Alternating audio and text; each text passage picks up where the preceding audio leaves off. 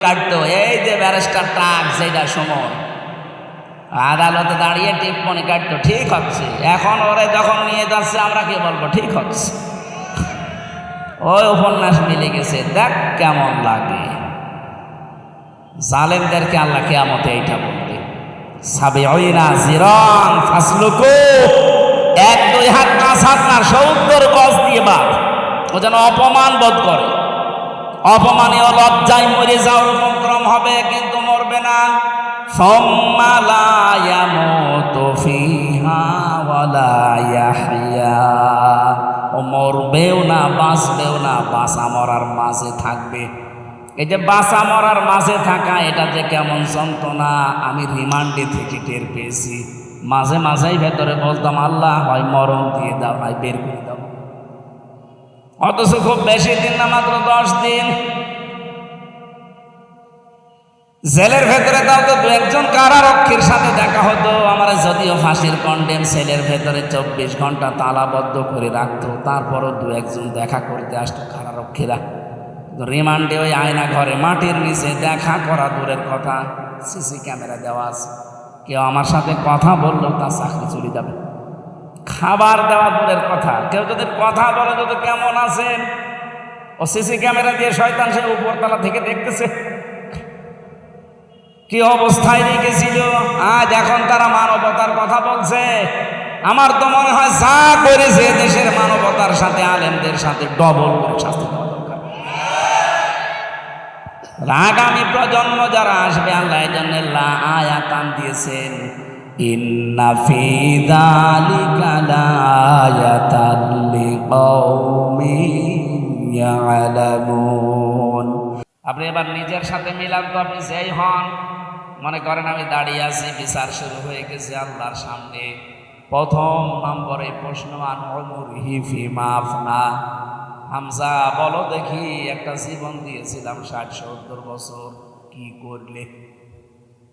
আজকে বাংলাদেশের জনপ্রিয় একজন মুফাসসিরে কোরআন, কুষ্টিয়ার সন্তান মাওলানা এনামুল হক শাফি রহমতুল্লাহ আলাইহি, উনি কালকে মারা গেছে, আজকে দাফন হয়ে গেল।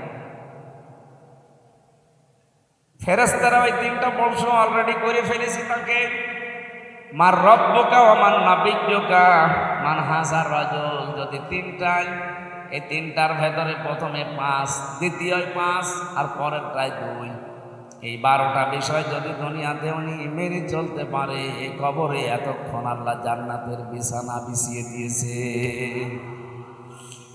আর যদি 12টা উলট পালট হয়, কবরে উনি যত বড় মুফাসসির হোক, মুহাদ্দিস হোক, যত বড় নাম করা দায়ী আল্লাহ হোক, কবরে কিন্তু এখনই আযাব শুরু হয়ে গেছে।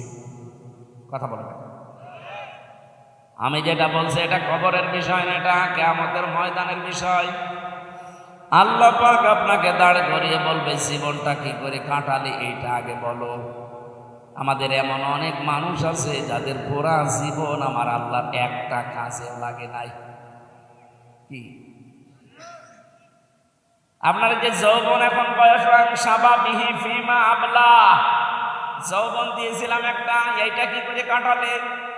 আপনি নিজের বিবেকের কাছে প্রশ্ন করেন তো, আপনার যৌবন কি আল্লাহর কোনো কাজে লাগে? আপনি যৌবনে মিছিল করেন, আল্লাহর দিনের কোনো কাজ হয় না। আপনি যৌবনে লেখালেখি করেছেন, আপনার লেখনীতে আল্লাহর কোনো কাজ হয়নি। আপনি আন্দোলন করেছেন, দল করেছেন, আপনার দল করায় আল্লাহর কোনো কাজ হয়নি। অথচ আপনি আমি মারা গেলার পরে এই হুজুর আমারে বলবে, বিসমিল্লাহি ওয়া আলা মিল্লাতি রাসূলিল্লাহ, আল্লাহর নামে রাসূলের আদর্শের উপরে তুলে দিয়ে গেলাম। কথা বলেন না কেন? এই কথাটা কেমন ঠিক বলছে? যা বলে গেল উনি না কাবার ইমামও যদি বলেন, কিন্তু আমার যদি রাসূলের আদর্শ দুনিয়াতে পালন না হয়, বিশ্বনবী মুহাম্মদুর রাসূলুল্লাহ জানিয়েছেন তারও কবরের আযাব মাফ হবে না।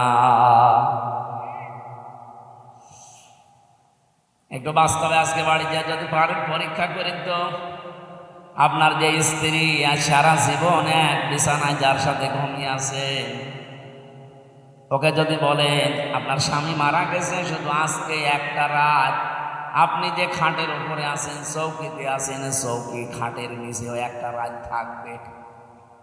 মরে যাওয়ার পরে আপনার স্ত্রী পর্যন্ত বলবে দরকার নেই, বাইরে রেখে দিন।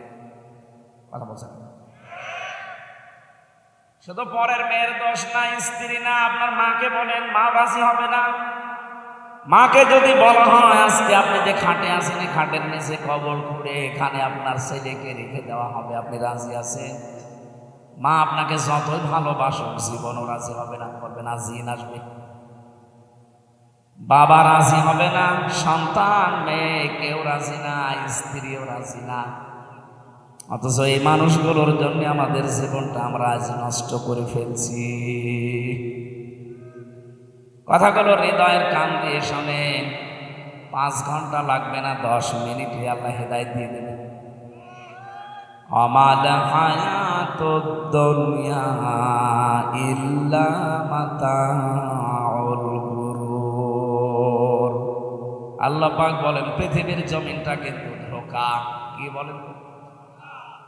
আপনি যতই যাকে ভালোবাসেন ওইটা আসলে ধোঁকা। আজকে মাওলানা এনামুল হক শাফি চলে গেল, ওনার 2টা ছেলে 1টা মেয়ে, কেউ কবরের সাথে গেছে। ওনার স্ত্রী আরো 6 বছর আগে বিদায় নিয়েছে। ওনার কত হিতাকাঙ্ক্ষী সারা বাংলাদেশে, বলেন তো এ রাজবাড়ির বিভিন্ন গ্রামে এসেছিল না? নাম শোনেননি মাওলানা এনামুল হক শাফি? কেউ সাথে আজকে গিয়েছে? পৃথিবীর যত ভালোবাসার মানুষ হোক, আজকে আমি জানা চাইছিলাম সারাটা জীবন ওনার সাথে একসাথে বসে, উনি যেহেতু স্কুলের শিক্ষক ছিলেন ধর্মীয়, যে লোকটার সাথে পাটিকা বাড়ি বাজারে সারাটা জীবন কাটিয়েছে, স্কুলে যাওয়ার সময় একবার, বের হওয়ার সময় একবার। ডাক্তার সাহেব উনি কথা বলার আগে দেখলাম কেঁদে ফেলেছে, কিন্তু সেই লোকটাও কবরে সাথে চাই। কথা বলেন না কেন? না, আমি সহ আমার নিজের জন্য বলছি, পৃথিবীর এই জমিনটা পুরা ধোঁকা। এখন যদি আমি হামজা মারা যাই, 100 বছর পরে যদি ফিরে এসে কুষ্টিয়ার আমার যে বাড়ি, গ্রামে আমার হাল সাইজে বাড়ি, আমি যদি এসে বলি এই বাড়িটা আমি বানিয়েছিলাম, 100 বছর পরে হয়তো আমার ছেলে আবার মেয়ের মেয়ের মেয়ে এরা বাস করবে। কি খুব বেশি হলো না, 2 পুরুষের পরে আমার মেয়ের যে মেয়ে আছে বা ছেলে আছে, তার ছেলে, এরকম 3 পুরুষ বাস করবে। আমি আসার পরে ওরে বাড়িতে ঢুকতে দেওয়া দূরের কথা, মাত্র 100 বছর পরে ঢুকতে তো দেবে না, বলবে কে আপনি, কিসের হামজা, থাকার জায়গা পাচ্ছেন না, 6 রাস্তা মোড়ে মসজিদ আছে, বারান্দায় থাকেন, সকালে পড়ে। বেশি বলে ফেলেন। এটা হবে না, হবে না। এইটাই প্রত্যেকের জীবনের বাস্তবতা। এজন্য কাউকে সুখী করতে গিয়ে, কাউকে খুশি করতে গিয়ে, কাউকে আরামে রাখতে গিয়ে আমরা যেন অবৈধ কোনো পথে না পা বাড়াই। আজ বহু মানুষ অন্যকে খুশি রাখতে গিয়ে সুদ, ঘুষ, হালাল হারাম দেখা দেখি নেই। বাবা শাহজালাল মদের কাছে কুত্তা বিড়াল সব হালাল। কি এইটা চলছে না? একটু যদি চিন্তা করতো আমার এই সম্পদ কে খাবে, আমি তো এত সম্পদ জীবনও খেয়ে যেতে পারবো না। একটা লোক এই 15.5 বছরে শুনলাম 620টা বাড়ি বানিয়েছে। ওর যদি এখন 60 বছর বয়স হয়, আর খুব বেশি হলো না 20 বছর বাঁচবে, এই 20 বছরেও 620টা বাড়িতে থাকতে পারবে। কথা বলে না কেন? ঠিক মারা যাবে। মারা যাওয়ার 100 বছর পরে যদি এসে বলে 620টা বাড়ি আমি বানিয়েছিলাম, আমার যারা ওখানে বাসিন্দা হবে পিটিয়ে বের করে দেবে। এটা কি ঘটবে না ঘটবে না বলেন? অথচ এই মানুষগুলোই বেগম পাড়া বানিয়েছে, সাহেব পাড়া বানিয়েছে। সুইস ব্যাংকে এদের টাকার অভাব নেই। কি করবেন এত টাকা নিয়ে? কর্নেল ফারুক খানের দিকে তাকান, কালকে দেখলাম লোকটা কত অসহায়, চেহারার দিকে তাকিয়ে মনে হচ্ছে আর নিজে নড়তে পারে না, আর একজনের সাহায্য, মানে লাঠির সাহায্যে নড়ছে। এই অবস্থায় যদি প্যারালাইজড হয়ে যায়, আর ওনার যত মামলা, সারা জীবন কুকুর শ্রীগালের মতো ওই জেলখানার ভেতরে আসামিদের লাঠি গোটা খাওয়া লাগবে। কারণ ওনার টাকা পাঠাবে কে?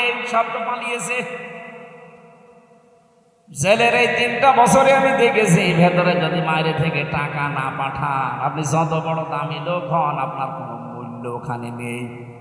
ওই লাথি গুতা খাওয়াই লাগবে, অথবা সরকারি খাবার খেয়ে হয় মরে যান, নাই বেশি তাকে যা করবে করেন। কি হলো এদের এই সমস্ত জমি জায়গাগুলো? কোরআনে কারিমে আল্লাহ একেবারে মনে হচ্ছে হাতে ধরে আমাদেরকে হাত ধরে চোখে আঙ্গুল দিয়ে দেখাচ্ছেন।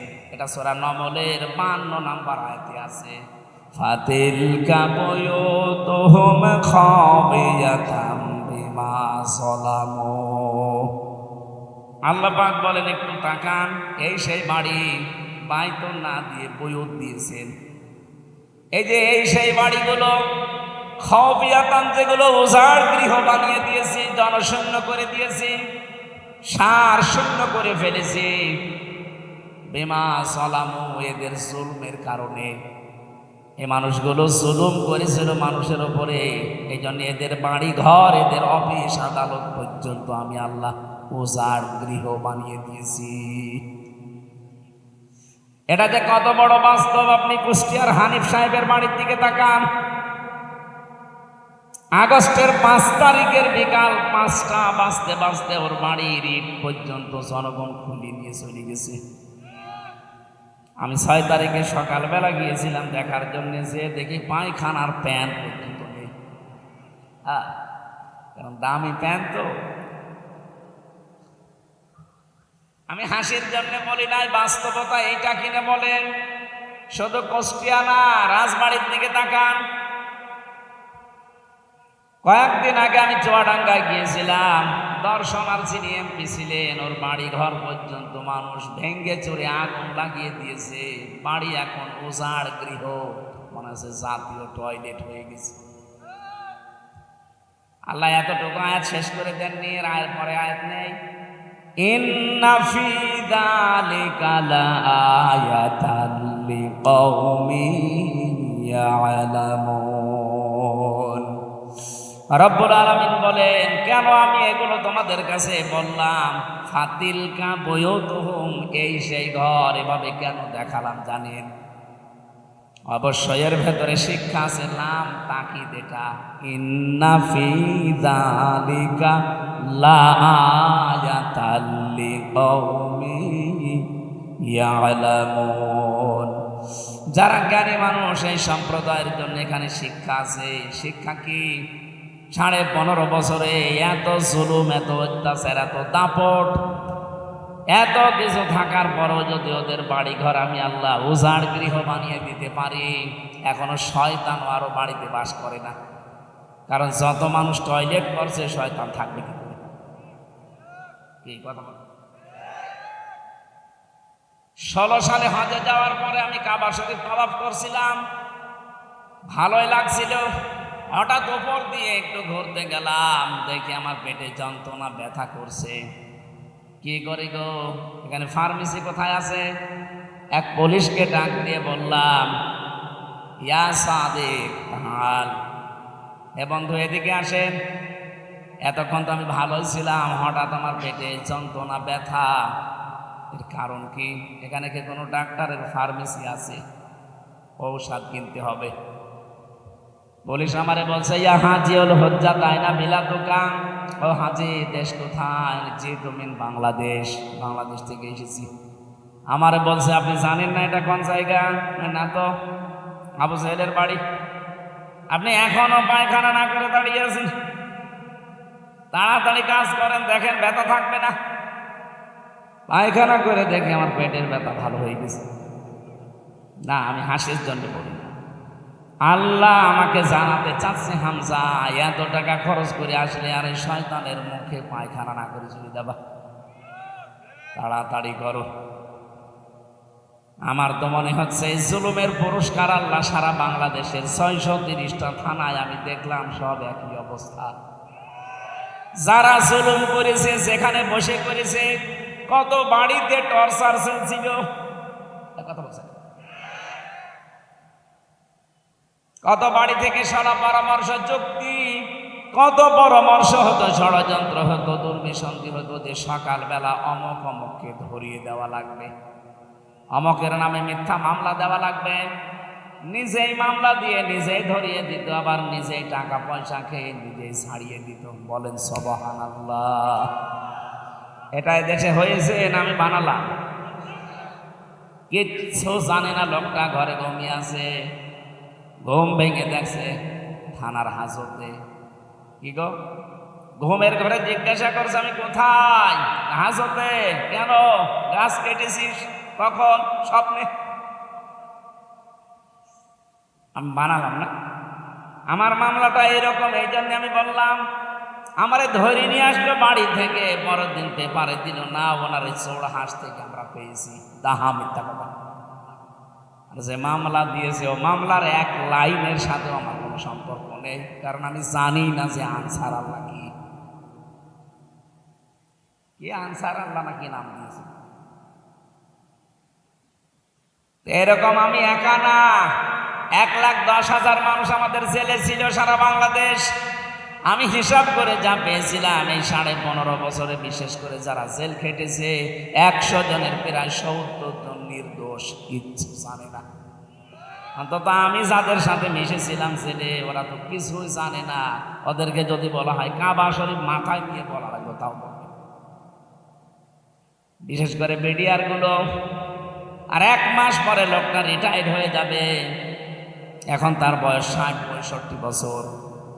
আর 1 মাস 1.5 মাস ছিল তার চাকরি, সে কোনোদিন কোনো অন্যায় জেনে শুনে করতে যাবে, অথচ তার মিথ্যা মামলা দিয়ে 14 বছর জেলে রেখে দিয়েছে নির্বাহী আদেশে।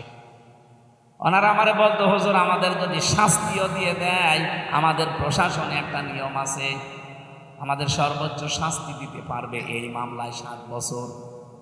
অথচ আজ 14 বছর পড়ে আছি, জামিন দেয় না।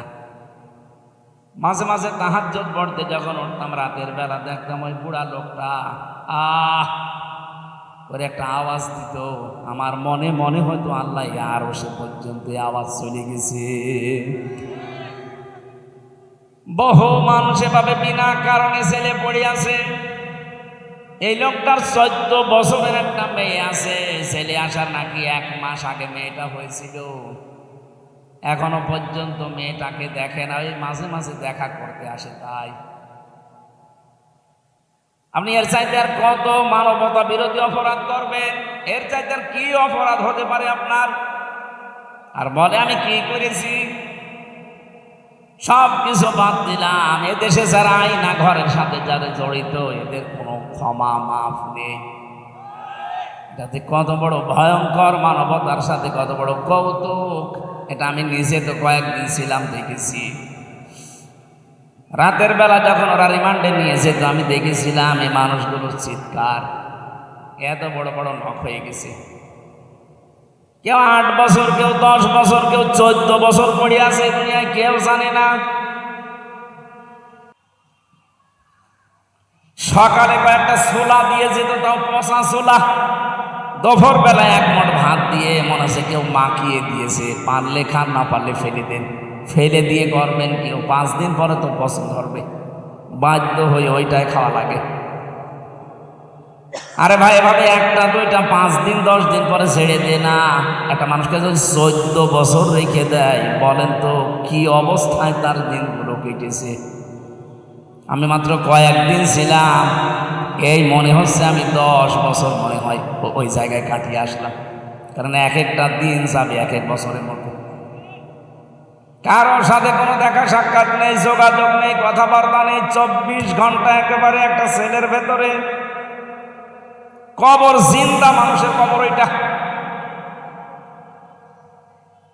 এত বড় যাদের নখ হয়েছে, ওই মানুষগুলো দেওয়ালের সাথে বাধ্য হয়ে খুশিয়ে খুশিয়ে লিখত, ভাঙা ভাঙা অক্ষরে লিখে রাখতো, ভাই যদি কেউ বাইরে যেতে পারে এই নাম্বারটায় জানাবেন যে আমি বেঁচে আছি।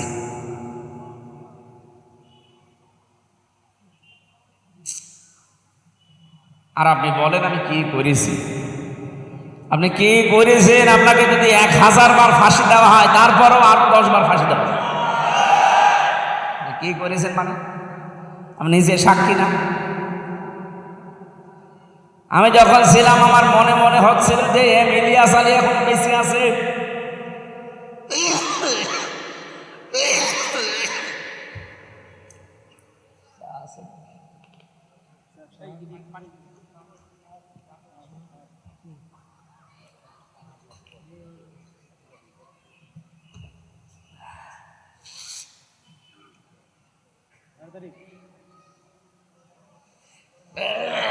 শরীর আসলে সাপোর্ট করে না, এত রাত জাগা প্রতিদিন।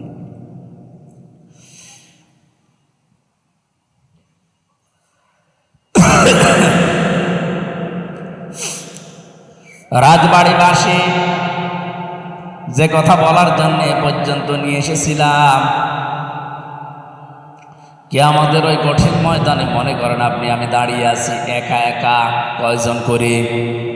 আরো জোরে বলেন।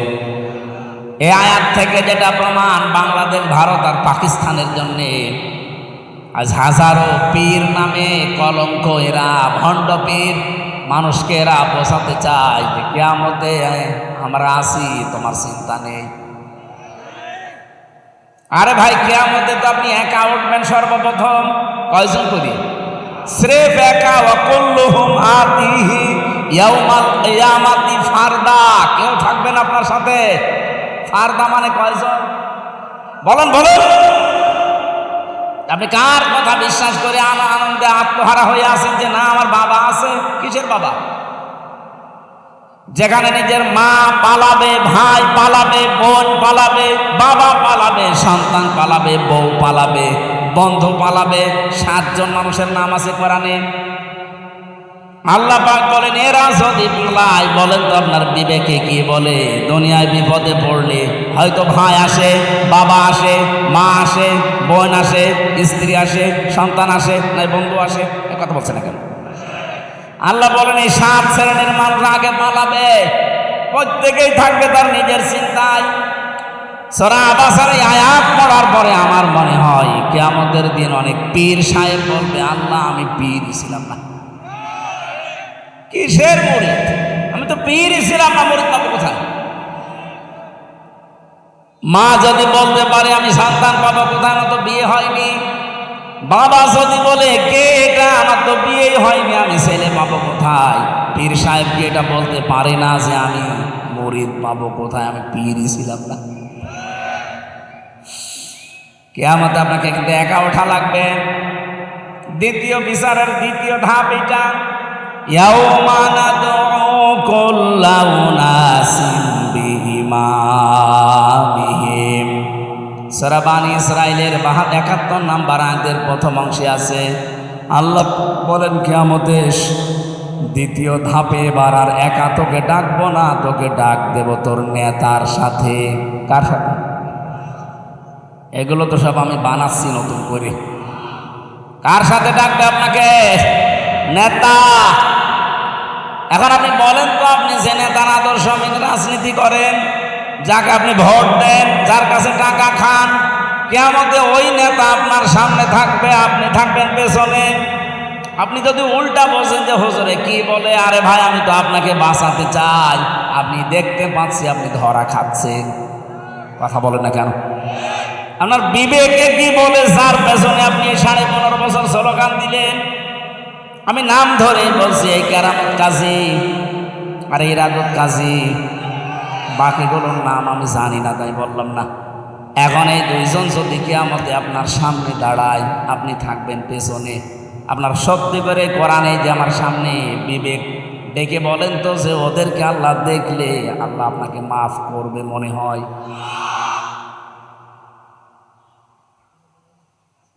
এখনই যদি বলছেন না ওর পেছনে আল্লাহ আমারে দেখলে আল্লাহ আমাকে মাফ করবে না, অথচ এইটাই আমরা জীবনে করে গেলাম। এরপরেও যদি কারো বিবেকের দরজায় তালা না খোলে, আমার মনে হয় মগুর ছাড়াও তালা খোলা সম্ভব না।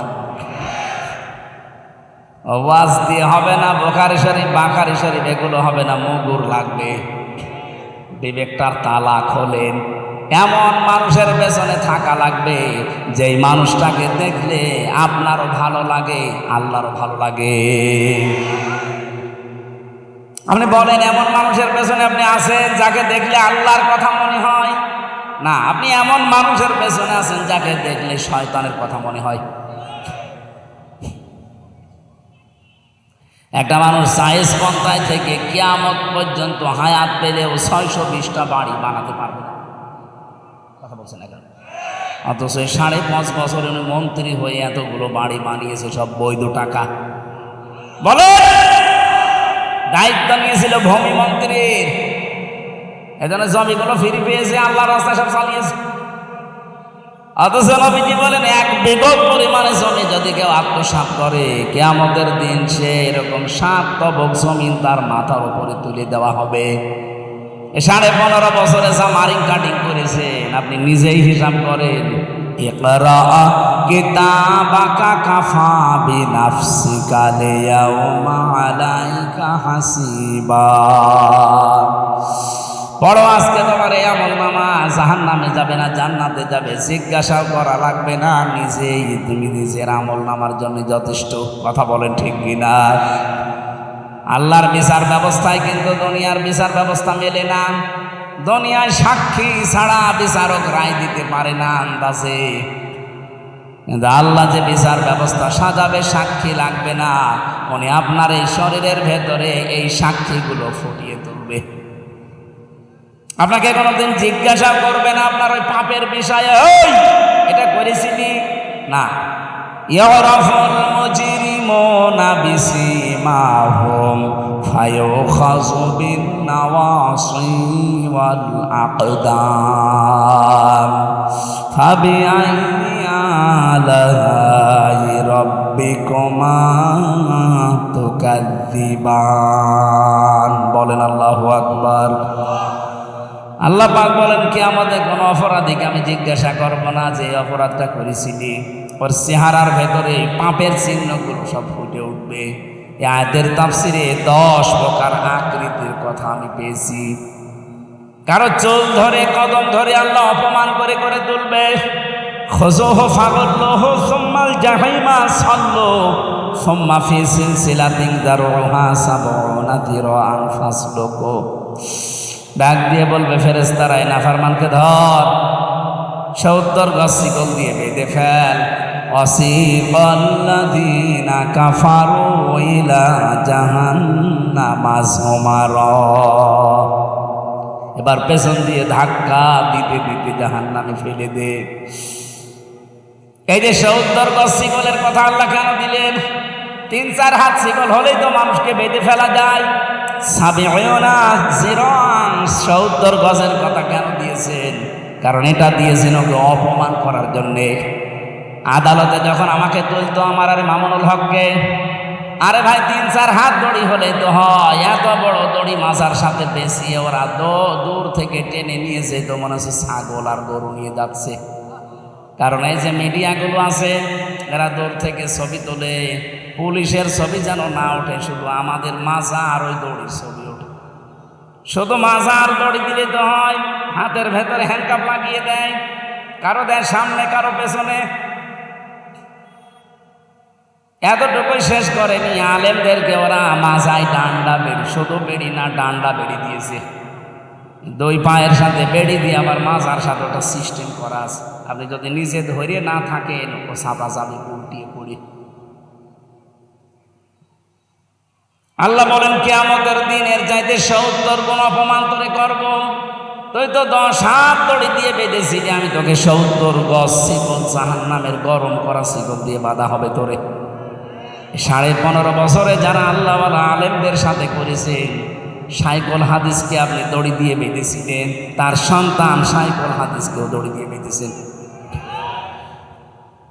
আমরা তার সাইকুল হাদিস না, অন্তত নামের আগে আলেম লিখা তো আছে, এইটা দেখেও আপনি ছাড়লেন না।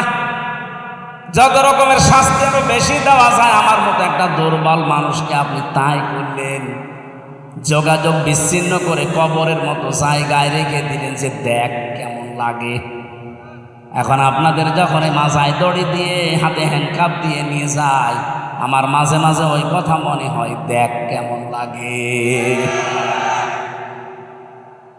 একটা উপন্যাস পড়েছিলাম ভার্সিটি থাকাকালীন, ওর নাম হচ্ছে দেখ কেমন লাগে।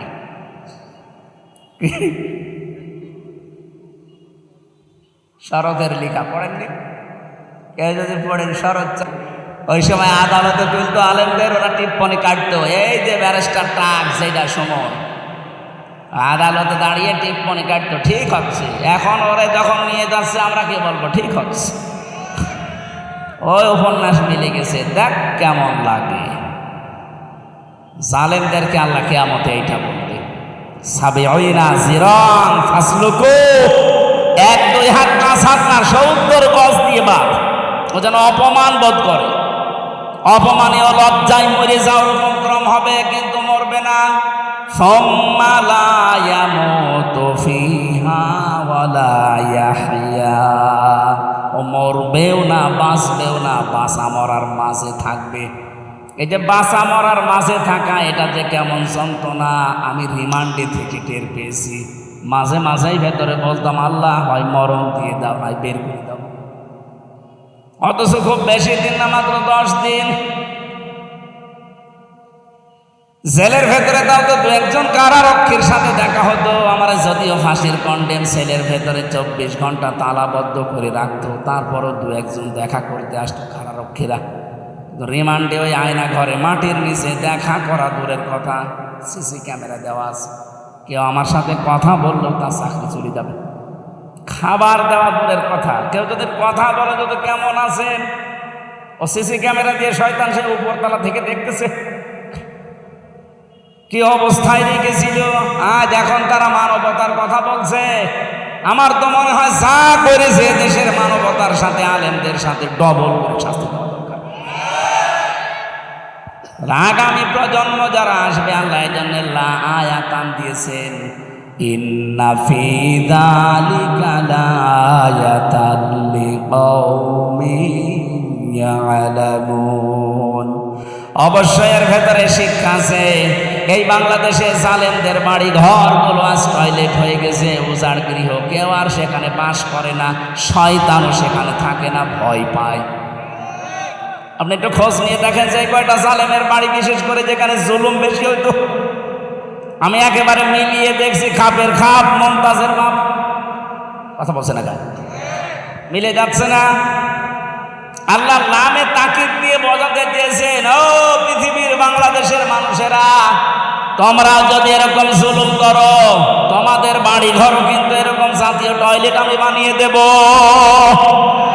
এজন্য আমরা যেন এরকম কিছু না হয়ে যায়। আমরা অধিকাংশ মানুষ অধিকার সচেতন, কিন্তু দায়িত্ব সচেতন না। আমার অধিকারকে আদায় করে না, এ ব্যাপারে আমি খুব সচেতন।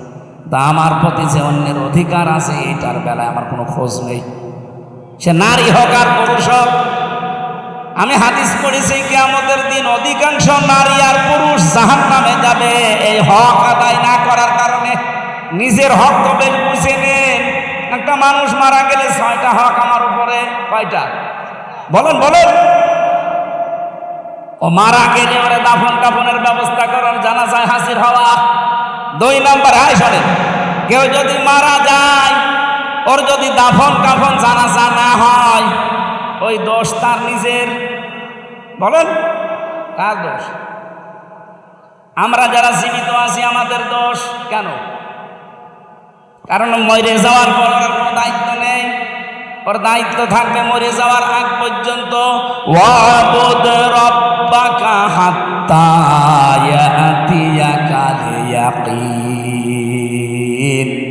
আল্লাহ পাক বলেন, তুই ইবাদত করবি ওই পর্যন্ত যতক্ষণ মরণ না আসে। তার মানে মরণ আসলে আপনার আর ইবাদত বন্দেগী করা বলেন না কেন? এরপরে করবে কারা? আমরা যারা বেঁচে আছি তারা। কি ইবাদত? আমার যে হক তার উপরে, উনি যে আমার কাছে অধিকার রাখে, হক, ওনার জানাজার ব্যবস্থা করা, দাফন কাফনের ব্যবস্থা করা, এটা কি করবে? সে নিজে নিজে। যা আমরা যারা জীবিত আছি তারা, তাকে দেখলে সালাম দেওয়া, সে দাওয়াত যদি দেয় সে দাওয়াত গ্রহণ করা। এ দাওয়াতের 2টা অর্থ হতে পারে, খাবারের দাওয়াত বা ইসলামের দাওয়াত। আজ আমরা অনেকে খাবারের দাওয়াত গরিব বলে নিতে চাই না, আর ইসলামের দাওয়াত শুনলে আগুন ধরে যায়। কথা বলেন না কেন? না, এই হকগুলো আপনাকে আদায় করা দরকার। প্রতিটি মানুষের উপরে অন্যান্য যারা আছে তার অধিকার আছে। স্বামীর উপরে যেমন স্ত্রীর অধিকার আছে, স্ত্রীর উপরে স্বামীর অধিকার আছে না নেই?